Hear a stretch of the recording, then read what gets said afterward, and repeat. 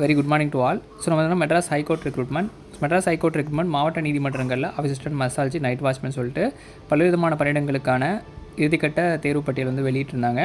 So waiting list also release பண்ணியிருந்தாங்க.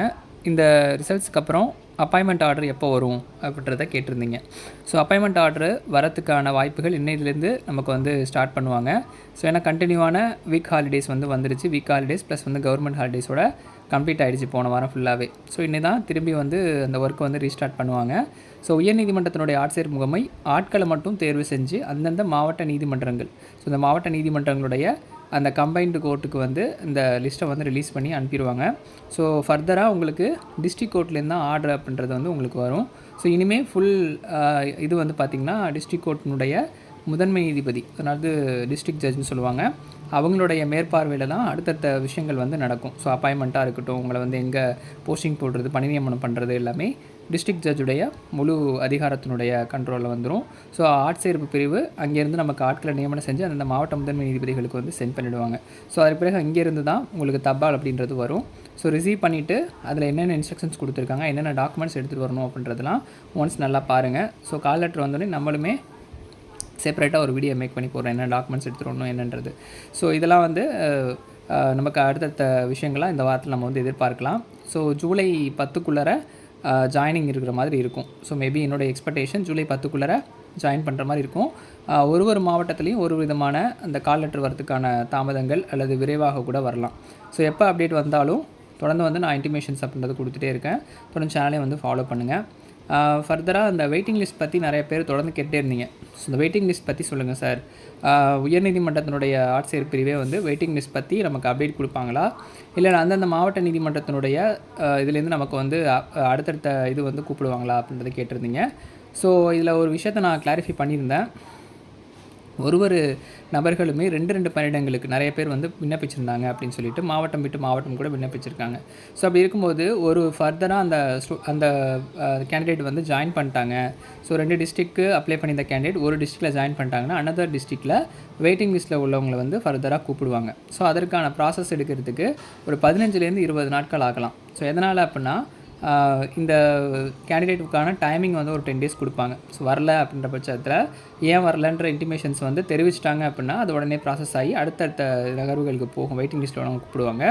So அவங்க வந்து ஃபர்தராக இந்த இன்ஃபர்மேஷன் கொடுக்கலனா அவங்களுக்கான 10 நாட்கள் அந்த ஜாயினிங் பண்ணுறதுக்கான கால அவகாசம் அப்படின்றது இருக்கும். ஸோ அது அஃபிஷியலி அந்த இதில் வந்து கால் லெட்டரில் மென்ஷன் பண்ண மாட்டாங்க, இமீடியட் ஜாயினிங்காக தான் இருக்கும்.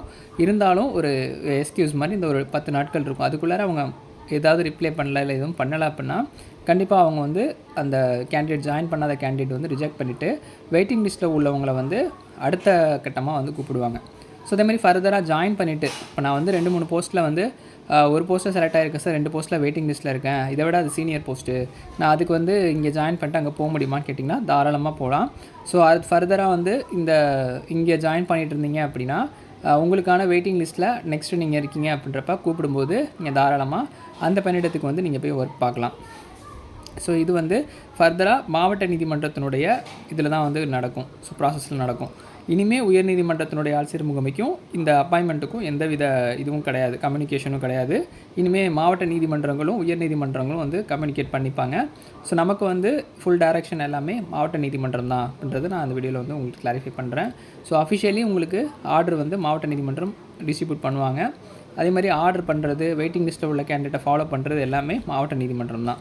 ஸோ இனிமேல் நமக்கு உயர்நீதிமன்றத்தினுடைய ஆட்சேர்ப்பு முகமை கம்யூனிகேட் பண்ணி வெயிட்டிங் லிஸ்ட் எப்படி பண்ணுவீங்க என்ன இதெல்லாம் நம்ம கேட்க முடியாது. ஸோ மாவட்ட நீதிமன்றத்தினுடைய டைரெக்ஷனில் தான் எல்லாமே நடக்கும்ன்றதை நான் தெளிவுபடுத்தியிருக்கேன். ஸோ ஒரு மாவட்டத்துலேயும் இந்த 2 போஸ்ட் செலக்ட் ஆகிருக்க மாணவர்கள் நல்ல ஒரு வாய்ப்பை வந்து பயன்படுத்திட்டு இன்னொரு வாய்ப்பை அனதர் ஸ்டூடெண்ட்ஸ், ஸோ வெயிட்டிங் லிஸ்ட்டில் இருக்கவங்களுக்கு ஒரு வாய்ப்பு வேணுன்றதை கருத்தில் கொண்டு நீங்கள் அவங்களுக்கு அந்த ஆப்பர்ச்சுனிட்டியை வந்து கொடுங்க. ஸோ உங்களால் அவங்களுக்கு ஒரு வாய்ப்பு கிடைச்ச மாதிரி இருக்கட்டும்ன்றதை நான் வந்து பதிவு செஞ்சுக்கிறேன். ஸோ டிஸ்ட்ரிக்ட் விட்டு டிஸ்ட்ரிக்ட் பண்ணவங்களுக்கு இது ஒரு சஜஷன். ஸோ ஓன் டிஸ்ட்ரிக்ட்லேயே கிடச்சதுன்னா அது எந்த பணியிடமாக இருந்தாலும் பாருங்கள், அனதர் டிஸ்ட்ரிக்டில் உள்ளவங்களுக்கு அந்த வாய்ப்பு வந்துட்டு அவங்களுக்கு கிடைக்கும்.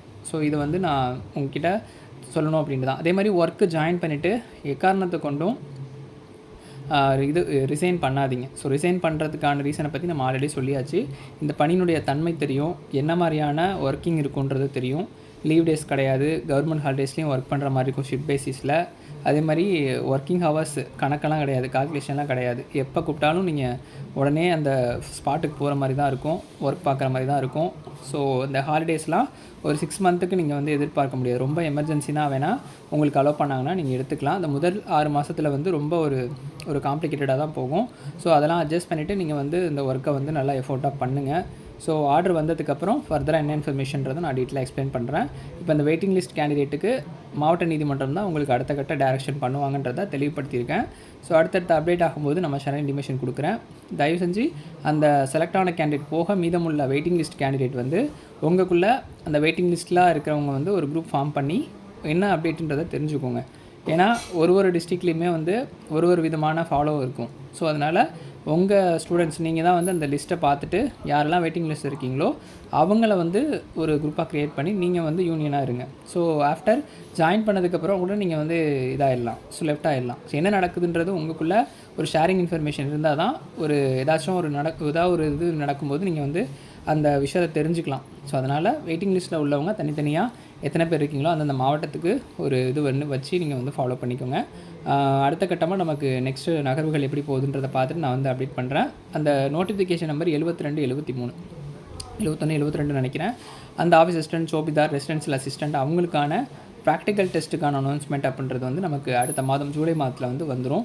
ஸோ அதற்கும் வந்து தயாராக இருங்க. இந்த முறை வாய்ப்பு இழந்தவங்க, மாவட்ட நீதிமன்றத்தில் வாய்ப்பு இழந்தவங்க உயர்நீதிமன்றம் விண்ணப்பிச்சிருக்கீங்கன்னா கண்டிப்பாக அதில் வந்து இதை விட அது நல்ல ஒரு ஸ்கோப் வந்து இருக்கும். ஸோ உயர்நீதிமன்றம்ன்றப்ப சிட்டி காம்பன்சேஷன் அலவன்சஸ் இருக்குது, ப்ரமோஷன், சர்வீஸ் ப்ரமோஷன்றது இன்னும் ஹைலி இருக்கும். ஸோ அதனால் உங்களுக்கு இந்த விட அந்த ஆப்பர்ச்சுனிட்டி கிடச்சிது அப்படின்னா தாராளமாக நீங்கள் அதுக்கு வந்து மூவ் ஆன் ஆகலாம். ஸோ இதில் கிடைக்கல, எனக்கு வந்து அடுத்த ஆப்பர்ச்சுனிட்டி அது இருக்குது சார் அப்படின்னா நல்லா அந்த ப்ராக்டிக்கல் டெஸ்ட்டும் அந்த இன்டர்வியூ நல்லா பண்ணுங்கள். என்ன கொஷின்ஸ் கேட்பாங்க, என்ன மாதிரியான ப்ராக்டிக்கல் நடக்குன்றது ஆல்ரெடி உங்களுக்கு தெரியும். அதனால் இந்த வாய்ப்பை தவற விட்டவங்க அதை நல்லபடியாக பயன்படுத்திக்கோங்க. அங்கே வந்து டிகிரி கிராஜுவேட்ஸ் நாட் எலிஜிபிள்னு சொல்லியிருக்காங்க. ஸோ 10th அந்த மாதிரியான கேட்டகரி தான் எடுக்கிறாங்க. ஸோ கண்டிப்பாக அதில் வந்து உங்களுக்கு நல்ல ஸ்கோப் இருக்குது உயர்நீதிமன்றத்தினுடைய இதில். ஸோ அதனால் இதில் வாய்ப்பு இழந்தவங்க அதுக்கு விண்ணப்பிச்சிருந்தீங்கன்னா அதுக்கு வந்து வெயிட் பண்ணி நல்லா அந்த ப்ராக்டிக்கல் இன்டர்வியூ நல்லா பண்ணுங்கள். ஸோ வேறு எதுவும் டவுட் இருந்தால் வீடியோ கமெண்ட் செக்ஷனில் வந்து கமெண்ட் பண்ணுங்கள். என்னென்ன டாக்குமெண்ட்ஸ் வேணும், இது ஃபிசிக்கல் ஃபிட்னஸ்லாம் எப்படி வாங்கணுன்றதெல்லாம் நமக்கு ஆர்டர் வந்ததுக்கப்புறம் நான் உங்களுக்கு செப்பரேட்டாக ஒரு வீடியோ போடுறேன். தொடர்ந்து சேனலை வந்து ஃபாலோ பண்ணுங்கள். நன்றி, வணக்கம்.